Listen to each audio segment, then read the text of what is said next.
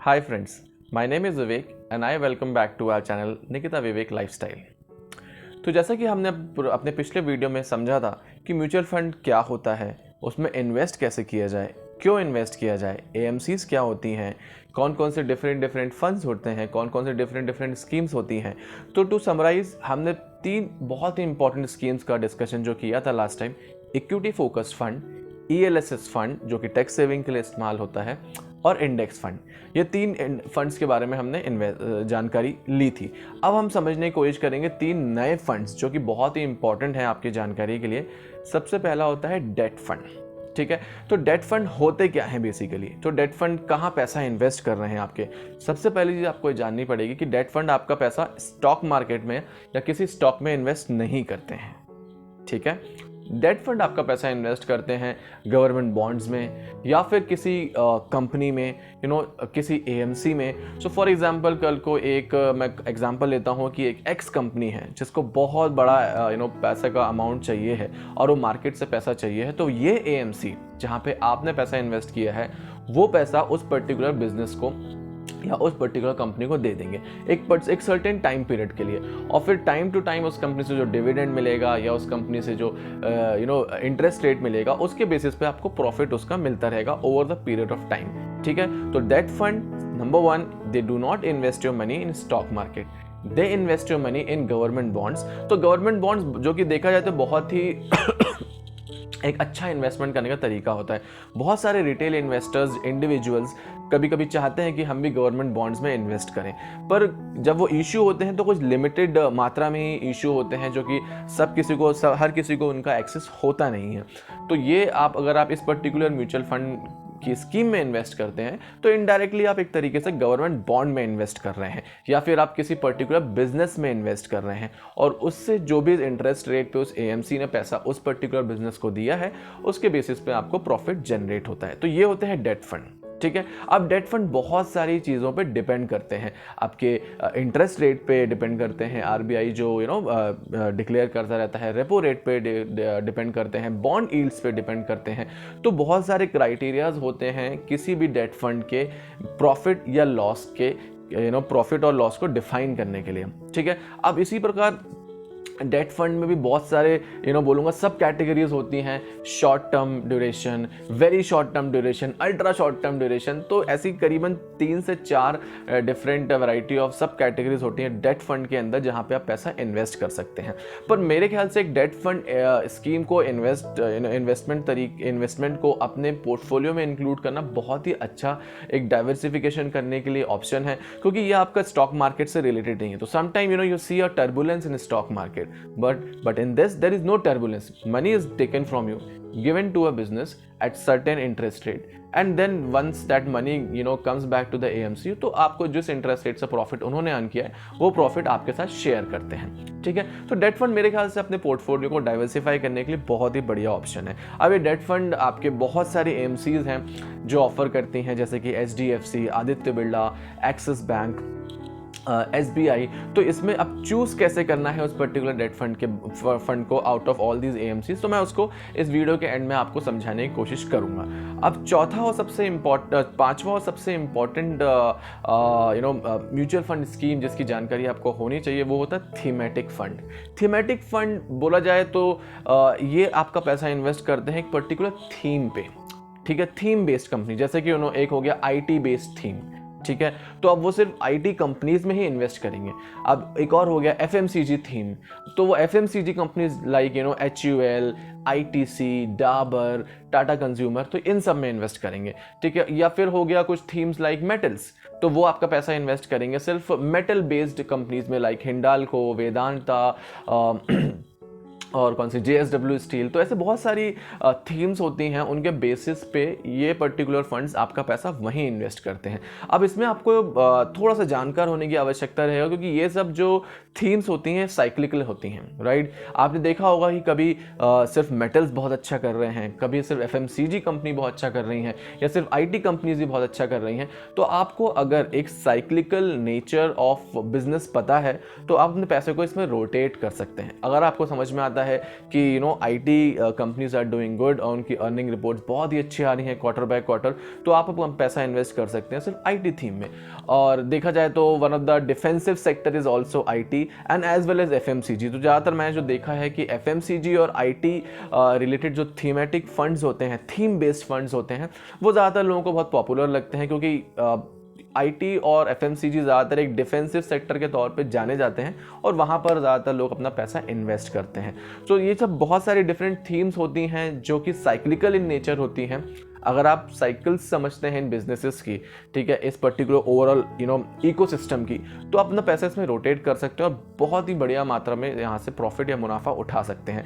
जैसे अगर आप रिसेंटली समझे तो मेटल्स लाइक एल्यूमिनियम, लाइक निकल, जिंक, कॉपर, राइट, ये सारे के सारे जो मेटल्स हैं, इनकी कमोडिटी जो प्राइजेस हैं, recently it has got inflated. बहुत ही ज़्यादा प्रॉफिट में JSW steel, Hindalco, Vedanta, Hindustan zinc, Hindustan copper, I mean take name of any metal company, they have given huge profit in last 2 quarters, and as well as their stock prices have also inflated so much in past couple of quarters. So if you understand the cyclical nature of the business, right, like I have invested in metals personally in last 2 quarters like heavily, and returns are amazing because I understand this business of which are cyclical in nature.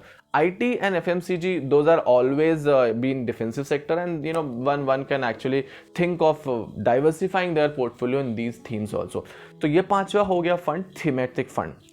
अब तो अभी तक आपने जानकारी आपको मिल गई होगी कि ये 6 जो डिफरेंट स्कीम होती हैं म्यूचुअल फंड्स में, जो कि एक रिटेल इन्वेस्टर के लिए बहुत ही ज़रूरी होती हैं जानना, और वहाँ पे वो आसानी से इन्वेस्ट कर सकता है, ठीक है। तो आपने अगर मेरा पिछला वीडियो नहीं देखा है म्यूचुअल फंड्स के ऊपर, तो वो ज़रूर देखें, क्योंकि उसमें आपको जानकारी मिलेगी कि म्यूचुअल फंड क्या होता है, कैसे उसमें इन्वेस्ट किया जाता है, क्यों उसमें इन्वेस्ट किया जाता है, और कौन सी वो 3 different important mutual fund schemes हैं जहाँ पर आप इन्वेस्ट आसानी से कर सकते हैं। तो सिर्फ आपकी जानकारी के लिए मैं आपको बता दूं, जो हमने 5 फंड्स अभी तक डिस्कस करे हैं जो कि एक रिटेल इन्वेस्टर को जानना बहुत ज़रूरी है। सबसे पहला equity focused fund, number 2 index fund, number 3 funds of funds, number 4 thematic funds, and number 5 is ELSS fund, tax saving fund, ठीक है। अब सबसे बड़ा जो सवाल रहता है लोगों के मन में कि मैं इसमें एक SIP में इन्वेस्ट करूं या लमसम में इन्वेस्ट करूं, या मैं कैसे इन्वेस्ट करूं, किसी एजेंट के थ्रू इन्वेस्ट करूं, किसी डिस्ट्रीब्यूटर के थ्रू इन्वेस्ट करूं, या फिर मैं डायरेक्ट AMC से इन्वेस्ट करूं, कहीं इसमें रिस्क तो नहीं है डायरेक्टली इन्वेस्ट करने में। एजेंट्स में ज़्यादातर लोग भरोसा रखते हैं क्योंकि एक 1-to-1 पर्सनल टच होता है। आज भी लोगों को काफ़ी अच्छा लगता है कि उनके घर में कोई डिस्ट्रीब्यूटर है, एजेंट आता है और उनसे फॉर्म भरवाता है, उनको जानकारी देता है, तो कहीं ना कहीं एक 1-to-1 एक रिलेशनशिप महसूस होता है एक इन्वेस्टर को, जो कि देखा जाए तो बहुत अच्छा है, इसमें कोई बुराई नहीं है। और शायद देखा जाए तो एक ट्रेडिशनल जो तरीका रहा है लोगों का इन्वेस्टमेंट का अभी तक, वो ऐसा ही रहा है। आपका LIC एजेंट आता था, आपसे फॉर्म भरवाता था और आपसे चेक लेके जाके वो इशू कर दिया करता था। या फिर सिमिलरली आप किसी बैंक में जाते थे, आप वहाँ के मैनेजर से मिलते थे, FDs बनाते थे, तो आपको कहीं ना कहीं जो 1-to-1 एक ट्रस्ट महसूस होता है, उस कारण से लोग उसी को प्रेफर करते हैं। मैं उसको बुरा बिल्कुल नहीं बोल रहा हूँ, बट जब आज के समय में एक हाई टेक ज़माने के समय में जहाँ पे आप पैसा खुद डायरेक्टली इन्वेस्ट कर सकते हैं किसी पर्टिकुलर म्यूचुअल फंड में, तो फिर हम क्यों एक एक परसेंटेज या 1% या 0.5% ऑफ प्रॉफिट भी हम क्यों शेयर करें, राइट। जब जहाँ पे हाई टेक तरीके से, एक टेक्नोलॉजिकल तरीके से एक पूरा सिस्टम डिफाइन कर दिया गया है, जहाँ पे सिर्फ आप ही नहीं लाखों करोड़ों लोग पैसा इन्वेस्ट कर रहे हैं directly in mutual funds schemes में। सो मैं पर्सनली आपको रेकमेंड करूँगा कि अगर आप किसी म्यूचुअल फंड में इन्वेस्ट करना चाहते हैं तो आपको किसी भी एजेंट या डिस्ट्रीब्यूटर की आवश्यकता नहीं है। बट अगर आपको जानकारी ही नहीं है कि मुझे किस फंड में इन्वेस्ट करना चाहिए, किस स्कीम्स में इन्वेस्ट करना चाहिए, तो आप इन फाइनेंशियल एडवाइजर्स की हेल्प ज़रूर ले सकते हैं, इसमें कोई दो राय नहीं है, ठीक है। पर अगर आप डायरेक्ट इन्वेस्ट करना चाहें, जो कि प्रेफरेबली मेरे हिसाब से बहुत ही अच्छा है इस हाईटेक ज़माने में, तो उसके लिए आपको क्या करना पड़ेगा, मैं आपको बहुत सिंपल तरीके से बता देता हूँ। सबसे पहले आप उस पर्टिकुलर म्यूचुअल फंड की वेबसाइट पे जाएं, let's say Axis mutual fund, just to give you an example, ठीक है। एक्सिस म्यूचुअल फंड आप गूगल में डालिए। वैसे देखा जाए तो इन मीन टाइम आपको बहुत सारे डिफरेंट प्लेटफॉर्म्स भी ऐसे आ चुके हैं, ऑनलाइन प्लेटफॉर्म्स, जो आपका पैसा किसी म्यूचुअल फंड में इन्वेस्ट करते हैं। तो जहाँ पे अभी तक क्या था, एजेंट थे, डिस्ट्रीब्यूटर्स थे, जो आपका पैसा आपके घर में आते थे या फॉर्म भरते थे और ना आपसे चेक लेते थे और इन्वेस्ट करते थे, राइट। अभी दूसरे ऐसे एजेंट्स आ गए हैं ऑनलाइन, या डिस्ट्रीब्यूटर्स आ गए हैं, डिस्ट्रीब्यूटर प्लेटफॉर्म्स आ गए हैं ऑनलाइन, जैसे कि ग्रो हो गया, और ऐसे भी 2-3 और हैं ऐसे, पेटीएम के थ्रू भी लोग म्यूचुअल फंड्स में इन्वेस्ट करते हैं। पर आपको समझना पड़ेगा, आप जितने ज़्यादा एंटिटीज़ को या डिस्ट्रीब्यूटर्स को इस प्रोसेस ऑफ इन्वेस्टिंग में इंक्लूड करेंगे, आपका प्रॉफिट शेयरिंग उतना ज़्यादा बढ़ता जाएगा, ठीक है। ये आपको समझना पड़ेगा कि अगर आपने इन्वेस्ट करना है, अगर आपको पता है कि मुझे किस म्यूचुअल फंड में इन्वेस्ट करना है, कैसे इन्वेस्ट करना है, तो फिर मैं अपना प्रॉफिट क्यों शेयर करूं किसी पर्टिकुलर प्लेटफॉर्म या किसी पर्टिकुलर डिस्ट्रीब्यूटर को पैसा देकर, ठीक है। तो आपको सिंपली उनकी वेबसाइट पे जाना है, और ध्यान रखिए कि ये बहुत ही कभी कभी क्रिटिकल हो जाता है, क्योंकि रीज़न बीइंग कि आप जैसे ही गूगल में डालेंगे कि axis mutual fund for example, ठीक है, तो उसके पहले आपको 10 प्लेटफॉर्म्स के लिंक्स आ जाएंगे, और आपने वहाँ क्लिक कर दिया तो फिर वो आपको आप शायद आपको पता भी ना चले, या फिर शायद अपना पैसा इन्वेस्ट भी कर दें आप एक्सिस म्यूचुअल फंड में, बट वो थ्रू दैट पर्टिकुलर प्लेटफॉर्म हो जाएगा। तो जहाँ पर आप you will end up paying some maintenance charges to them also, जो कि लोग बोलते हैं कि no there is no maintenance charges and all that, but वो एक्चुअली होता है over the period of time. तो आपको थोड़ा सा बस यहाँ पे ध्यान रखना है कि आप एक्सिस म्यूचुअल फंड की वेबसाइट पर जाएं, या किसी भी पर्टिकुलर एएमसी की ऑफिशियल वेबसाइट पर जाएं। वहां पर आपको नंबर 1 स्टेप करना पड़ेगा, आप एक लॉगिन आईडी पासवर्ड आप खुद जनरेट कर सकते हैं। वहां पे ऑप्शन रहता है कि न्यू यूज़र हैं या लॉगिन करना चाहते हैं आप ऑलरेडी, अगर आप एग्जिस्टिंग यूज़र हैं तो वहां लॉगिन करें आप। और उसके बाद आपका एक केवाईसी का बहुत सिंपल तरीका फॉर्म होता है, आपको सिर्फ अपना पैन नंबर डालना पड़ता है, और automatically that KYC will happen in background in 1 to 2 working days. उसके बाद आपको सिर्फ सेलेक्ट करना है आपकी पर्टिकुलर पसंदीदा स्कीम को। आपने जैसे वो स्कीम सेलेक्ट करी, आप स्कीम सेलेक्ट करिए, आप मोड ऑफ पेमेंट सेलेक्ट करिए कि आप SIP करना चाहते हैं मंथली, या फिर आप लमसम पे करना चाहते हैं, ठीक है। आप वो सेलेक्ट करें, अमाउंट डालें, और फिर उसके बाद आप नेट बैंकिंग के थ्रू पे करना चाहते हैं या जैसा भी पे करना चाहते हैं आप, वहाँ पे और 2-3 ऑप्शन होते हैं, उसके थ्रू आप ऑनलाइन पे कर सकते हैं।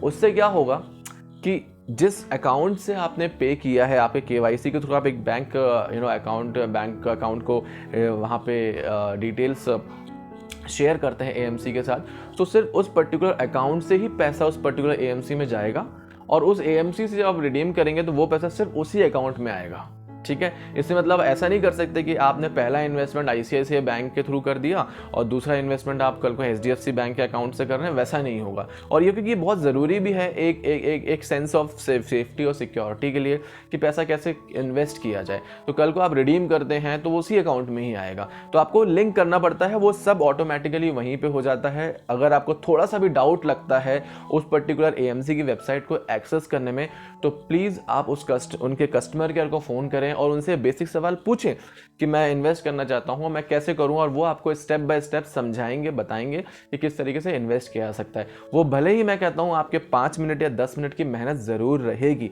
पर बिलीव मी, एक बार आपने अगर इन्वेस्टमेंट कर दिया उसके बाद कोई भी आपको हिकअप्स नहीं रहेंगे, क्योंकि आपका EKYC हो चुका होगा, आपका एक बैंक अकाउंट उस पर्टिकुलर AMC से लिंक हो चुका होगा, आपका पैन नंबर उस AMC से लिंक हो चुका होगा।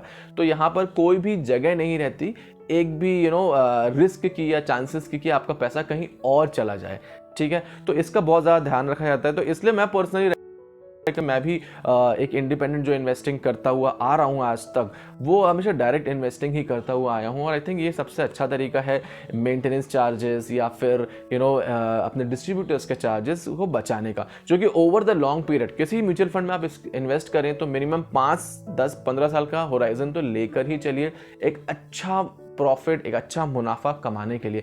कभी भी एक शॉर्ट टर्म नज़रिया मत रखिए कि 6 महीना या 1 साल, क्योंकि उसके लिए फिर और दूसरे तरीके हैं जो मैं अपने आने वाली जो वीडियो सीरीज़ है मेरे और 6-7 एपिसोड्स की, उसमें मैं आपको बताऊंगा कि आप डायरेक्ट भी इन्वेस्ट कर सकते हैं, but mutual fund should be your one of the part of the portfolio for diversifying it, and it's the safest option to invest your money. So I think अभी तक आपने जो मेरा ये वीडियो और पिछला वीडियो देखा होगा, तो आपको पूरी एंड टू एंड जानकारी मिल गई होगी कि म्यूचुअल फंड होता क्या है, कहाँ पे ये इन्वेस्ट करते हैं, किस तरीके से इन्वेस्ट करते हैं, और किस तरीके से आप इन्वेस्ट कर सकते हैं बिना किसी सहायता के। अब सबसे इम्पॉर्टेंट सवाल जहाँ पर मन में होता है सबके कि क्या हम SIP करें जैसे कि सिस्टमैटिक इन्वेस्टमेंट प्लानिंग करें या फिर हम लमसम में इन्वेस्ट करें। तो ये सवाल एक्चुअली ज़्यादातर रिटेल इन्वेस्टर्स के मन में हमेशा रहता है, क्योंकि उनको एक क्लैरिटी नहीं रहती कि मैं करूं या रुकूं अभी, या मार्केट जब थोड़ा गिर जाएगा या थोड़ा नीचे आ जाएगा तब मैं इन्वेस्ट करूं, या फिर मैं एसआईपी में कर दूं इन्वेस्ट और forget about timing the market. तो मेरा आपसे ये सुझाव और सजेशन है कि आप, मैं या कोई भी इस दुनिया में इस स्टॉक मार्केट को टाइम नहीं कर सकता। कोई नहीं बता सकता आपको कि कल ये मार्केट गिरेगा, कि ऊपर जाएगा, कि क्रैश होगा, कि क्या होगा क्या नहीं होगा स्टॉक मार्केट से रिलेटेड। सो मेरी आपसे रिक्वेस्ट है, एज अ रिटेल इन्वेस्टर, अगर आपको टेक्निकल एनालिसिस नहीं आता है, ठीक है, अगर आपको फंडामेंटल एनालिसिस नहीं आता है, तो सबसे बेहतरीन तरीका और सबसे सेफेस्ट ऑप्शन होता है कि आप एसआईपी करें, जहां पे आप खुद डिसाइड कर सकते हैं कि आपको मंथली कितना आप पैसा स्टॉक मार्केट में म्यूचुअल फंड्स के थ्रू इन्वेस्ट करना चाहते हैं। तो एसआईपी करेंगे आप, चाहे जनवरी, फरवरी, मार्च, आप हर मंथ करते जाएंगे, ठीक है। तो उससे क्या होगा कि आपकी जो ओवरऑल ईयरली प्राइसिंग होगी, वो आपकी एवरेज कॉस्ट हो जाएगी, तो जो कि एक्चुअली कहीं ना कहीं जो बेंचमार्क होता है इंडेक्सेस का उससे मैच कर जाता है, ठीक है। पर जैसे कि आप जानकार हैं, आप समझते हैं टेक्निकल एनालिसिस, आप समझते हैं फंडामेंटल एनालिसिस, तो फिर आप वेट कर सकते हैं एक सही करेक्शन का, आपके एनालिसिस के बेसिस पे, किसी और के एनालिसिस के बेसिस पे नहीं कि विवेक ने ऐसा कहा है कि अभी जब गिरेगा तब इन्वेस्ट करूंगा, या किसी और इन्वेस्टमेंट एडवाइजर ने कहा है कि जब मार्केट गिरेगा तब इन्वेस्ट करूंगा। तो don't try to time the market, you can just time your SIPs। तो मेरे हिसाब से पर्सनली मैं रेकमेंड करूंगा कि आप SIP चालू करें और SIP के थ्रू आप अपने इन्वेस्टमेंट को कंटिन्यू रखें, और जैसे ही जब मार्केट गिरता है या थोड़ा करेक्ट होता है तो at that point of time आप अपनी SIPs को थोड़ा बढ़ा सकते हैं। तो उससे क्या होगा कि आपकी जो ओवरऑल प्राइसिंग है वो एवरेज आउट हो जाएगी और आपको कहीं ना कहीं बहुत ही अच्छा प्राइस लेवल आप अचीव कर पाएंगे towards the end of the year. तो मेरे ख्याल से आप इस SIP को ज़्यादा इंपॉर्टेंस दें इंस्टेड ऑफ लमसम। तो इस वीडियो में मैंने आपसे जो भी जानकारी शेयर करी है वो मैंने अपने पर्सनल एक्सपीरियंस के बेसिस पे आपसे शेयर करी है, और आप इसको एक एजुकेशनल और एक इन्फॉर्मेशन पर्पस के तौर पे इसको इस्तेमाल करें, और किसी भी इन्वेस्टमेंट को करने के पहले अपने फाइनेंशियल एडवाइज़र से ज़रूर एडवाइस लें। अगर आपको मेरा वीडियो पसंद आया है तो मैं आपसे गुजारिश करूँगा कि इस वीडियो को लाइक करें, कमेंट करें और इस चैनल को ज़रूर सब्सक्राइब करें और उस बेल आइकन को ज़रूर दबाएं, जिससे आप हमारे आने वाले हर वीडियो का नोटिफिकेशन टाइम से पा सकें। Thank you so much.